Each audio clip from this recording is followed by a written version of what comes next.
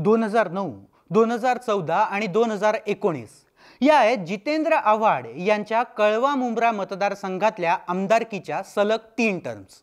राष्ट्रवादी काँग्रेस पक्षाकडून जितेंद्र आव्हाडांना तिकीटही मिळालं आणि ते निवडूनही आले।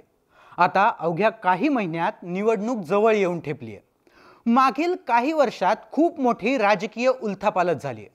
याच गोंधळाचा फटका आता जितेंद्र आव्हाडांनाही बसलेला जाणवतोय। कारण झालं असं की शनिवारी उपमुख्यमंत्री अजित पवार यांच्या कट्टर समर्थक असलेले नजीब मुल्ला यांनी वाढदिवसाच्या दिवशी एन आकाराचा केक कापला। त्या केकवर आमदार कळवा मुंब्रा विधानसभा असा उल्लेख होता। त्यामुळे नजीब मुल्ला यांनी आपल्या कृत्यातून थेट जितेंद्र आव्हाडांनाच आव्हान दिलंय। हे कमी होतं का काय म्हणून कळवा मुंब्रा मतदारसंघात शिंदे गटाकडून नजीब मुल्ला यांच्या वाढदिवसानिमित्त बॅनर्स लावण्यात आले। यामुळे कळवा मुंब्रा मतदारसंघात आव्हाडांविरुद्ध मुल्ला अशी लढत होण्याची शक्यता वर्तवली जाते। कोण आहेत नजीब मुल्ला? नजीब मुल्ला हे उपमुख्यमंत्री अजित पवार यांचे कट्टर समर्थक म्हणून ओळखले जातात।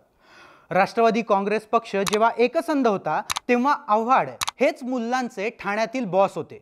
काही कारणामुळे दोघांमध्ये वितुष्ट आलं आणि त्यातच राष्ट्रवादी काँग्रेसमध्ये फूट पडली। परिणामी कळवा मुंब्रा मतदारसंघातील आव्हाडांच्या कार्यकर्त्यांनी अजित पवार गटात प्रवेश केला।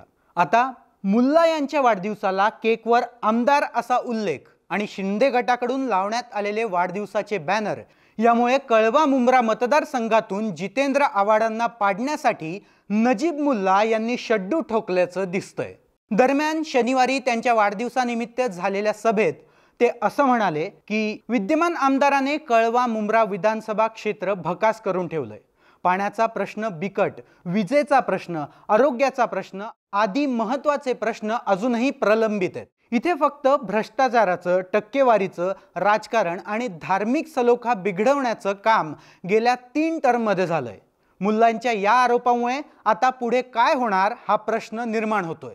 तुम्हाला काय वाटतं? मुल्ला आणि आव्हाड कळवा मुंब्रा मतदारसंघात आमने सामने येतील का? आम्हाला कमेंट करून नक्की सांगा।